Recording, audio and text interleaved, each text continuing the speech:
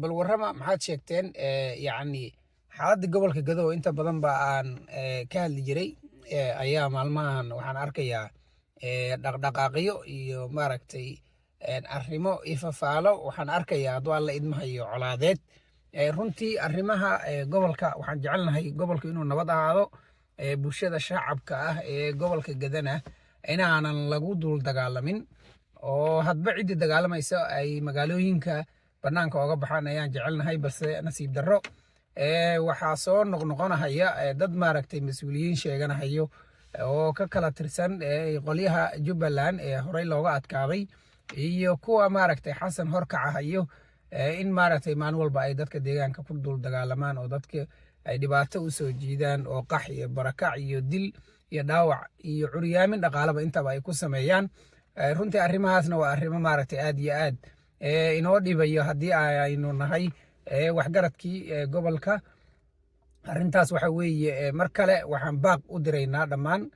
dhinacyada isayaa in ay bulshada aynan ku dul dagaalamin ay isu joodaan oo ay rabaan inay dagaalamaan inay magaalooyinka banaanka oga baxaan oo ay tixgeliyaan dadka shacabka ah ee maatida ah ee dowlad la'aanta iyo maaragtay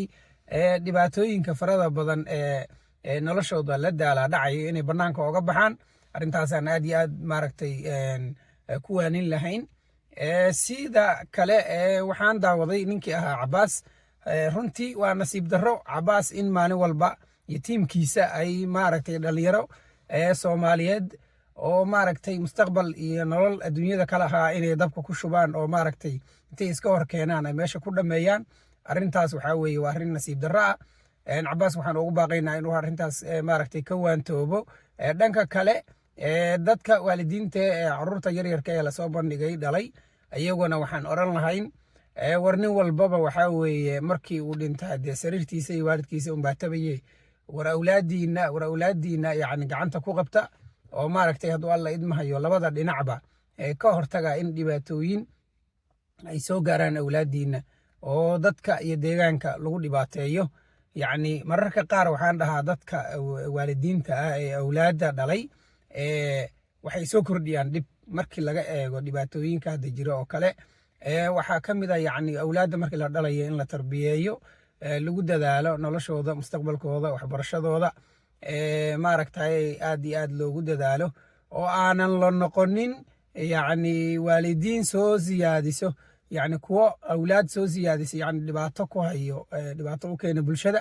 arrintaas yacni waalidiinta waxaan leeyahay inay ka waantoobaan ayaan maaragtay waalidiinta aad iyo aad ugu boorin lahaa oo maaragtay awlaadooda ay ka warqabaan kuwa ay dhalayaan iyo kuwii horena tarbiyadooda iyo akhlaaqdooda ay ka shaqeeyaan baan ayaguna ku waanin lahaa ugu dambeyn Axmed Madoobe iyo Xasan waxaan leeyahay labadiinaba khayr ma qabtaan yacni waxaad caadaysateen inaad bulshada barakicisaan oo dhibaataysaan oo sanad walba sida hadda muuqanayso yacni aad dadka deegaankaas dhibaato weyn aad ku haysaan idinka oo heshiinaya oo wada hadlaya haddana inaad maaragtay weerar noocaas aad magaalooyinka inta ku soo qaadaan dadka isku dhamaysaan waxaan leeyahay arrintaas idinkuna ka waantooba aad iyo aad baa umahadsantihiin assalaamu calaykum waraxmatullahi wabarakaatu